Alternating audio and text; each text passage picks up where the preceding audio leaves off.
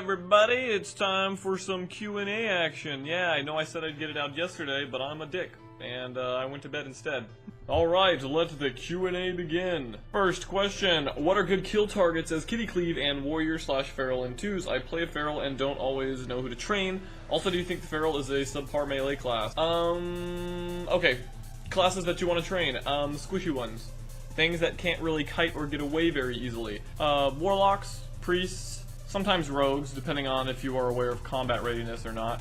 Death Knights. Panda Cubs. Old ladies are also very good to train. They're very defenseless. You can often take their purse without any problems with the Feral Druid. Feral Druids counter old ladies.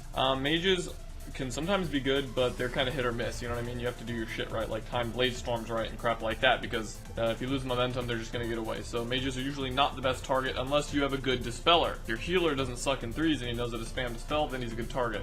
In 2s, when you don't have a dispeller, probably should stick to training anything but the mage, unless it's like mage rogue, then rogues are still hard to kind of get your hands on. So I don't think Feral Druids are a subpar melee class at all. I think they're an amazing melee class. I think they actually have a decent skill cap when it comes to really good cycloning. I mean, any retard can spam cyclone and be effective, but I think that there are a lot of people that don't realize yet that cycloning your kill target is oftentimes a really good idea. Like if he's 10% health but he's about to get healed because the CC just wore off on the other person, you can cyclone the kill target after your cyclone is about to end on the healer, run over and bash the healer, and then when the cyclone ends, you can finish the guy off and you just immune to all his heals and hots and whatever. So, sup, not sure if you respond to these kinds of questions, but could you give me some tips on making a successful PvP video? Yours are always amazing. Why, thank you. And I do respond to these types of questions. Any questions, really. I would say, okay, first off, Red Bull and cocaine go a long way. Shrooms can give you great inspiration. I'm kidding, don't do drugs. Let's see, music. Music is key. Picking good music is very important. A lot of people will, you know, shit talk music like, you use Linkin Park, that's emo shit, you know what I mean? But if you take a really good Linkin Park song that has a good editable beat and you edit to the beat of it, people will like it anyway. Like in my movie Tosan Trying Too Hard, if you haven't seen that, I used a Linkin Park song. I kind of didn't want to because I know a lot of people, you know, Linkin Park's overused, especially back then, and you know, everybody was kind of in this, you know, love to hate Linkin Park thing, like hate it because it's popular, you know what I mean? People like to hate popular things, so when something popular is used, like Linkin Park, you have to use it right. You can't just throw it in as background music because then people are going to make fun of you. But people didn't make fun of me or hate the fact that I used a Linkin Park song because I edited it with the visuals, you know? The mistake that most people make when making a movie is they desync, you know, they have no sync between the music and the clips. You want the audio and the video to match. It's kind of something you have to feel out just by watching it. Does the pace of the clip match the pace of the song that I'm using? Also, are there things that I can edit to, like big crits? Can I add a tiny little shake? You don't want to go too fruity with effects either. Throw the editing in there, but do it lightly, and sync it with the stuff. I don't know. Maybe it's just something that's programmed in your brain by default when you're born, having good taste in what makes a video stylish and fun to watch. I have no idea. It's really a damn difficult question to answer. Just try to use really good music that fits the clips, you know what I mean? Sync them together, make them one. Anyway, that's all I can say for that. Jesse asks, hey Tosan, regarding the 3s bracket, what do you find the most viable comp is for rogues at the moment? RLS, although good luck finding a warlock who's not fucking retarded. I would say one of the easier ones, I've been doing Rogue DK Priest lately, Rogue Frost DK Priest, and I'm enjoying that. I think that's a pretty decent comp actually still. I know it kind of went away for a while after last season, after Frost DK nerfed and the sky was falling. It's still a pretty solid comp. RMP is still good, but that pretty much requires a mage with PvE trinkets. How much damage a mage does in a short window, it pretty much makes or breaks RMP. So yeah, I'd say those 3, RMP, RLS, and DK Rogue. I know you can do something like Rogue Warrior Druid or Rogue Warrior Shaman, but that usually takes a certain kind of coordination and teamwork because the comp itself is not that strong. Yeah, I might be forgetting something, but that's all I can really think of right now. Yoshi asks, I'm playing a priest in 3s, or 2.4k experience, we're struggling with a 3rd member, yada yada. Okay, so you're a priest and a hunter, and you're looking for a 3rd person, and you want to know how to peel for your priest as a hunter. Well, there's not much you can do as a hunter to peel your priest. There are a couple scenarios. There are going to be balanced comps or wizard comps. That's up to your priest to stay alive for the most part. All you can really do is, if your priest is being trained, give him Roar of Sacrifice. All you can do is snake trap, concussive shot here or there, like Snake Trap or Root maybe to peel.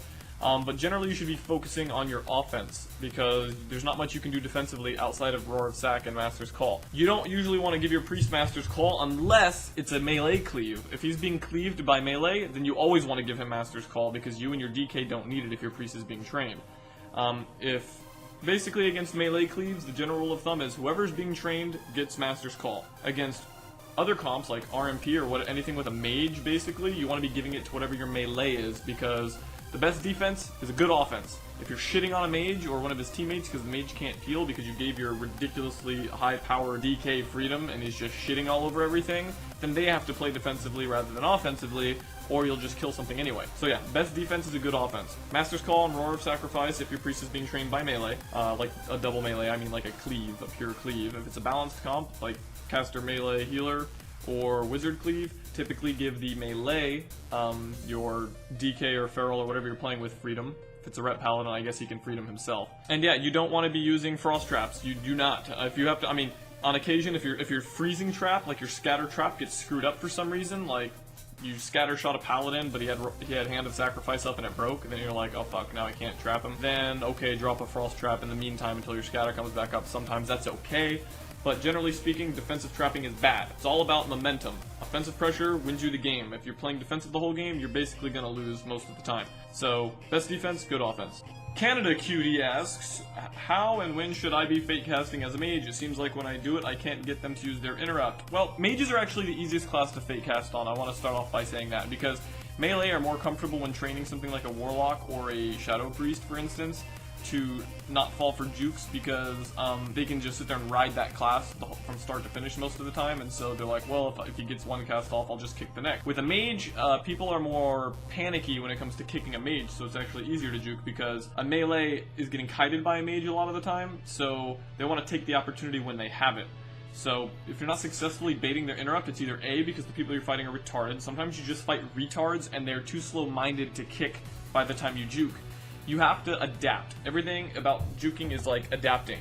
If you're juking, 20% into your cast, you're probably juking too early. Usually you want to juke at about the 40% to 60% mark. If they're not kicking that, then you have to experiment on the fly. Like during the match, just start fucking with them, Juke at 80% through your cast. Maybe you'll get kicked. Maybe he kicked earlier that time. No big deal. You've got 2 trees. Just prepare to be kicked. You know what I mean? Say, okay, I'm going to cast this polymorph, and since he's not kicking me, I'm not even going to juke it this time. I'm just going to cast this polymorph and see if he doesn't kick me. If he kicks you, whoop-de-doo, you got kicked. Continue kiting, use a Cone of Cold or an Over or something, and use Frost, or just cast a Frost Bolt in his face, because his kick is on cooldown, you know what I mean? It's all about adapting. You have to adapt to each individual player. Some people kick really early, some people kick really late, some people don't kick at all because they think you're going to juke every cast. Bro, could you explain to an RMP mage the function of a mage in MLS? Changing comps, have 2.4k experience.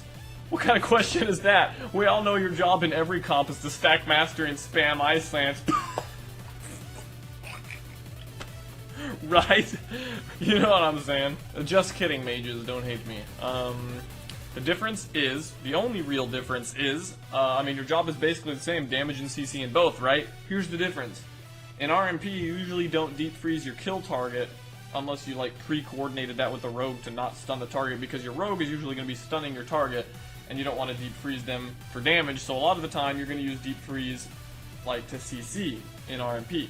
In MLS, you're going to want to use your deep freeze on the kill target 90% of the time, because that's how you get a crap ton of burst. That's the main difference. Otherwise, no big difference. Alright, Sasha asks, hi, okay, so this question might be a little different from ones you normally get, but I was wondering if you ever let friends, etc. have an impact on you playing WoW. Some of my friends and my boyfriend don't like the fact that I play WoW, so should I try and cope with this or tell them to mind their own business? What do you do? I know how that goes. My boyfriend hates when I play WoW too. That's not what I meant. No, but seriously, you should not let people bother you. If they are dissing you for playing WoW, then some friends they are, you know what I mean? You are who you are. If you enjoy playing WoW, keep playing WoW. Screw them, you know what I mean? Everybody does whatever they want for fun. Some people play WoW. Some people are addicted to poker and gamble their savings away. Some people masturbate a lot. You know who I'm talking about. Yeah, you, pervert. Everybody's got their hobbies, and you shouldn't be ashamed of yours. Unless your hobby is something really weird and creepy and or hurts people, but I mean, a completely harmless hobby like playing a video game is nothing to be ashamed about. Nothing to be ashamed about. Just be yourself, do whatever the hell you want, and if they're making fun of you or like hassling you all the time, they're not very good friends. I can understand your boyfriend might not like it if you are like glued to the computer for 8 hours and he's lonely and he wants attention, but as long as you're not like addicted and literally like pushing aside everything else about your regular life to play WoW, if you're just playing WoW to a regular extent, you know, a few hours a day or whatever, or even sometimes going on sprees of 6 hours, there's nothing wrong with that as long as it's not every single night, I guess. But then again, you know, who am I to say there's anything wrong with that, you know? I'm a huge nerd too. My friends actually usually don't know I play WoW until I tell them, and I'm usually not ashamed. Embrace your nerdiness, you know what I mean? You are who you are. You know, they'll be like, hey, you want to go play pool tonight or something? And I'm like, no, I'm actually going to go home and play a video game for the rest of the night, probably till 3 a.m. It's going to be great. They're like, what game? I'm like, World of Warcraft. I'm like, really? And I'm like, yep, I'm a huge fucking nerd. And then they just accept it. Most people will keep hassling you about it if you are obviously somewhat ashamed of it, you know what I mean? Then they'll feel the urge to make fun of you. But if you're just like, yeah, I'm going to go play WoW, and you're just completely open and okay with yourself about it, then they usually will just learn to accept it and not give a fuck. Besides, who are they to, you know, tell you what you should do with your free time for fun? Alright guys, that's it for this Q&A. As usual, send any questions you might have to tosantribe@gmail.com with the topic question.